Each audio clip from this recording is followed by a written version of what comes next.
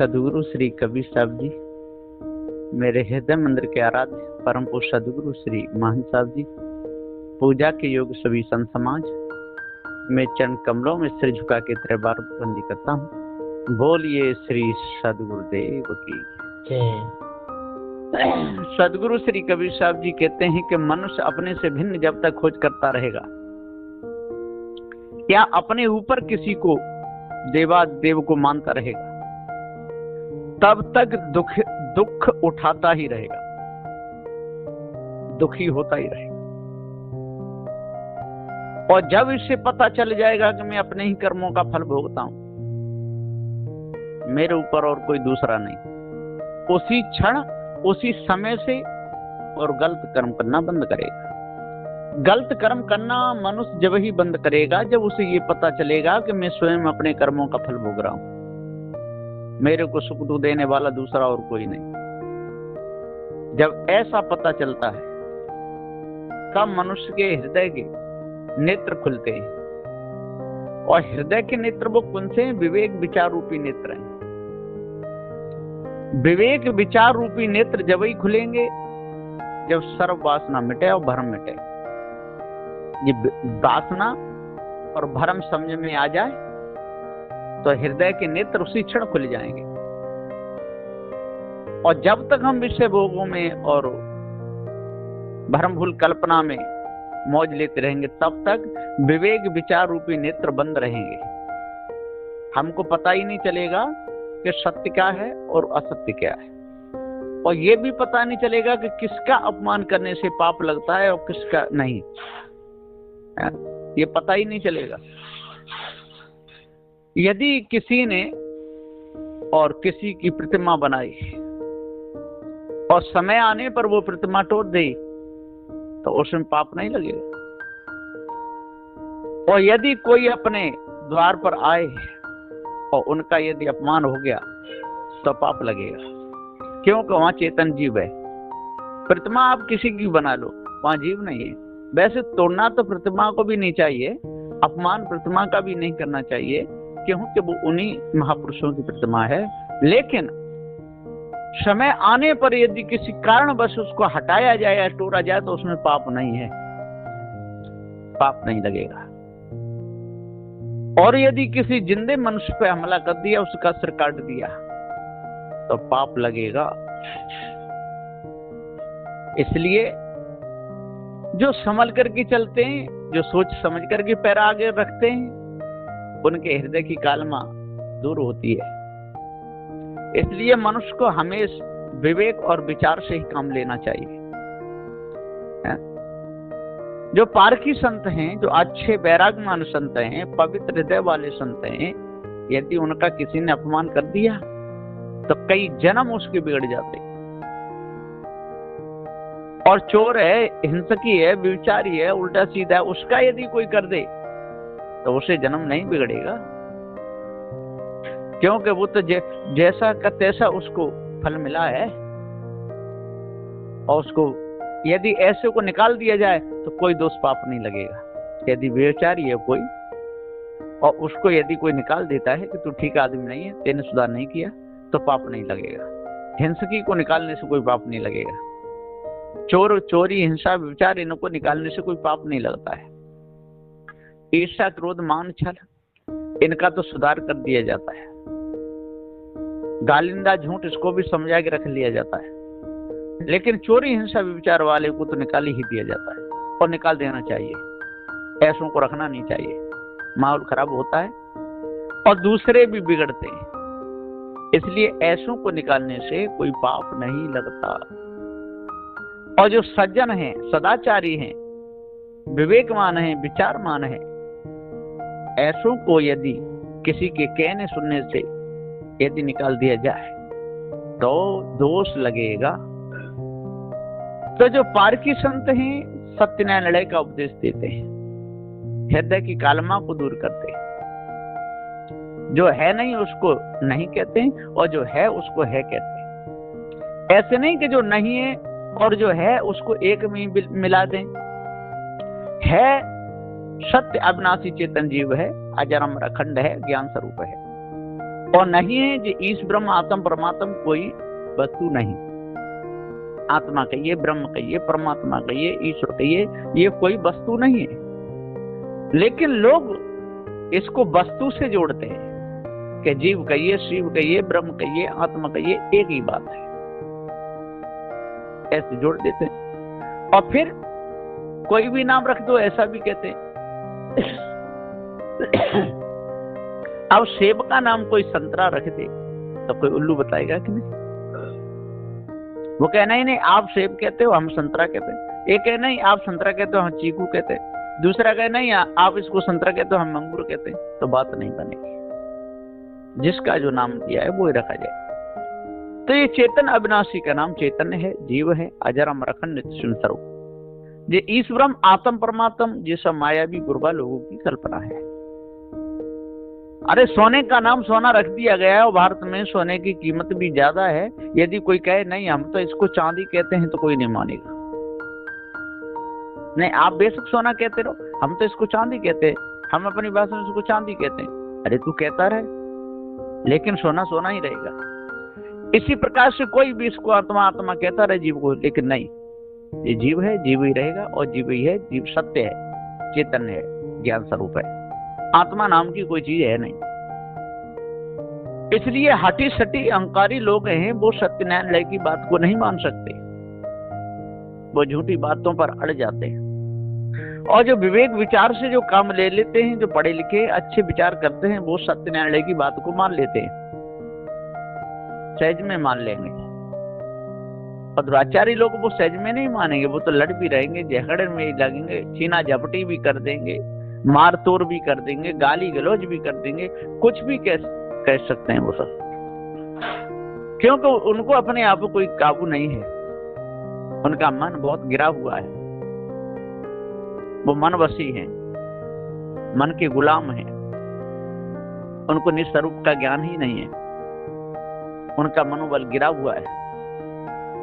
इसलिए सत्य न्यायालय की बात को मानने में उनको दुख होता है और झूठी बात मानने में उनको बहुत खुशी होती है, क्योंकि सारा संसार झूठ का गुलाम है। मानो आप इतना झूठ बोलो, खूब पूजो, खूब खाओ काजू बादाम बर्फी, और सत्य बोलने लगे तो लोग भागते हैं। तो सत्य से लोग दूर रहते हैं और झूठ के में पक्ष में ज्यादा रहते हैं। लेकिन सदगुरु श्री कबीर साहब ने कह दिया है विजय सत्य की होती है, झूठ की नहीं।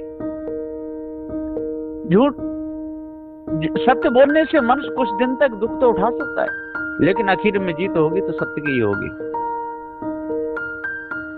हाँ, झूठ बोलने से खूब बढ़िया महलों में मनुष्य रह सकता है, काजू बादाम बर्फी खा सकता है, सम्मान पा सकता है, लेकिन जब उसका भंडाफोड़ होगा तो उसकी वो गति होगी जैसे कुत्ते की गति होती है। जैसे कुत्ता का सिर फूट जाता है, उसमें घाव हो जाता है, सड़ जाता है, कीड़े पच जाते हैं, बेचारा भटकता जीव लटका के डोलता रहता है। इस प्रकार से आखिर में उसका हाल वही होगा। सुख पहले कितना भी भोग ले, वो सुख एक क्षण में दूर हो जाएगा, छिन जाएगा, पता ही नहीं चलेगा कि वो सुख कब गया, यानी सपना जैसा हो जाएगा। जैसे चोरी करके जारी करके किसी का धन माल मार करके किसी ने कोठी बंगले बना लिए, सोना चांदी भी खरीद लिया, और बदमाश चढ़े सब बांध बूंद करके हाथ पैर तोड़ गए, सब ले गए, हाय हाय कह के पड़े रह गए, दुख भोगते रह गए, है ना। जो सुख उनको मिला था वो पल में दूर हो गया, क्योंकि वो क्षणिक सुख था। वो दूसरे की संपत्ति मार करके जो सुख होता है वो क्षणिक सुख है। दूसरे की खेती पे कब्जा करके जो माल पैदा करता रहता है, गेहूं पैदा करके खाता रहता है, वो क्षणिक सुख है। एक दिन कोई न कोई ऐसा भयानक रोग आएगा तो सारी खेती बिक जाएगी, और फिर वो जहां से गया था वहीं पर आ जाएगा, बचेगा। इसलिए कभी भी किसी को धोखा देना, किसी के साथ में छल करना, किसी का कपट करना, किसी का अपमान करना, ये दोष है। बहुत से लोग सत्संग भी कराते हैं, अहंकार भी लेते हैं, दान भी करते हैं, पैसा भी उनके पास है, पैसे में इतने फूल जाते हैं कि ऐसे वैसे को तो गिनते ही नहीं, गरीबों को बहुत दबा करके रखते हैं। और यदि कोई डोलने फिरने वाले साधारण संत, विवेकी, पारखी, मुक्त पुरुष यदि आ जाए तो उनका भी अपमान कर देते हैं। और जो वैसे लोग हैं, दुराचारी लोग हैं, जो छली कपटी लोग हैं, बात फरोश लोग हैं, उनको बुला बुला करके आरती वंदना पूजा करते हैं। और जो सत्यवादी संत हैं, जो निर्णय की बात कहते हैं, कभी धोखे में न फंसते न फंसाते, ऐसे संतों से दूर रहते हैं। उनको पता ही नहीं है कि सार क्या है और असार क्या है। सार असार का पता ही नहीं। जिसको सार और असार का पता न चले वो काय का साधु।